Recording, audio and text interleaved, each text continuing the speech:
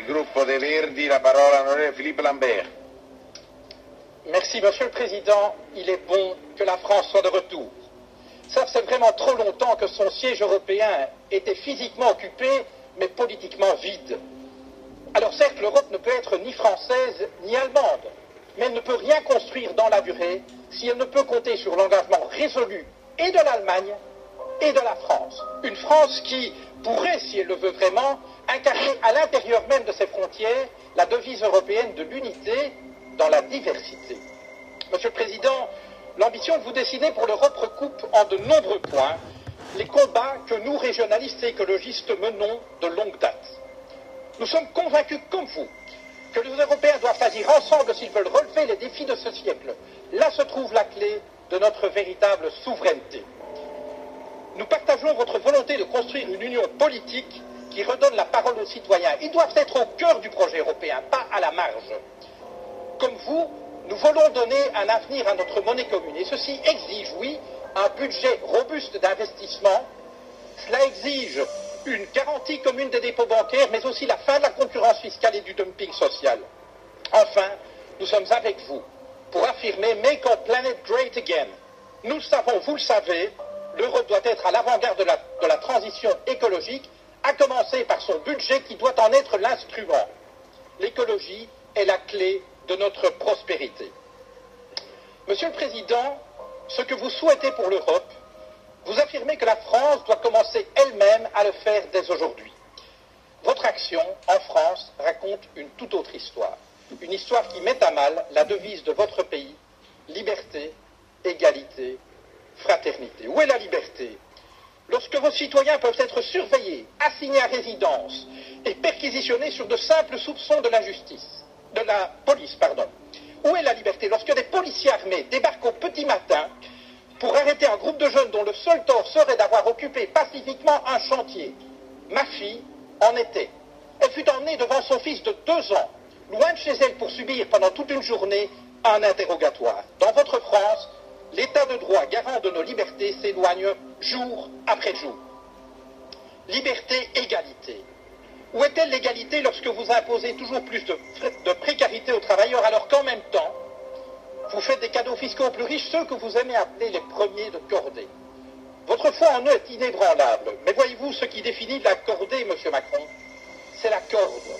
C'est elle qui permet d'adapter la vitesse du premier de cordée aux besoins du groupe. C'est elle aussi qui empêche les derniers de cordée de tomber au ravin. Mais dans nos sociétés, monsieur le Président, cette corde n'existe plus.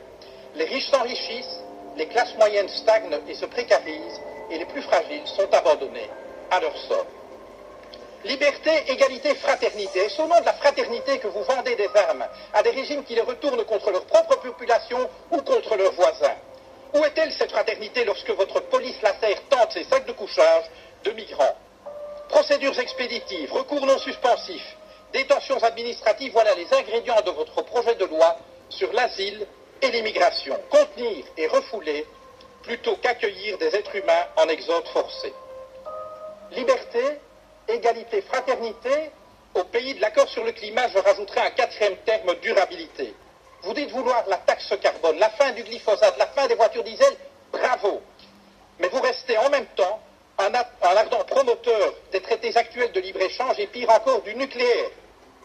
Alors, vous avez permis, contrairement à votre prédécesseur, l'adoption par l'Union européenne d'une définition totalement laxiste des perturbateurs endocriniens. Alors, vous avez eu le courage de mettre un terme à ce projet insensé d'aéroport à Notre-Dame-des-Landes, mais c'est pour dans la foulée, écraser dans la violence, les projets de celles et ceux qui inventent depuis des années une manière différente de vivre. Monsieur le Président, un livre vous dit philosophe. Il affirme qu'aucun de vos mots n'est le fruit du hasard. Voici quelques mois où vous avez parlé des gens qui réussissent et des gens qui ne sont rien.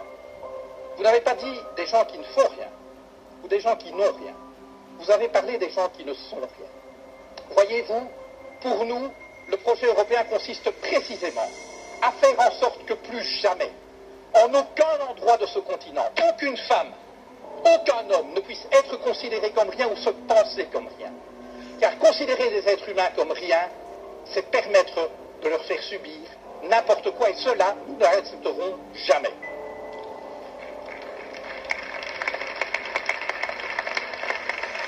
Monsieur le Président, vous avez pris coutume d'offrir à vos hôtes de marque un cadeau.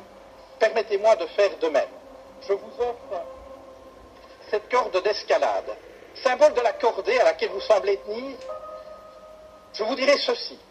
Chaque fois que vous ferez avancer la cause de la liberté, de l'égalité et de la fraternité en Europe, chaque fois que vous agirez pour une Europe plus juste, plus durable et plus démocratique, nous serons à vos côtés. À défaut, vous nous trouverez sur votre route. Je vous remercie.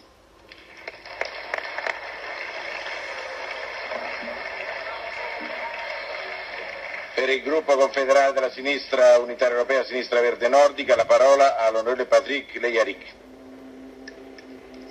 Monsieur le Président de la République, bienvenue. On a du mal à comprendre votre concept d'Europe.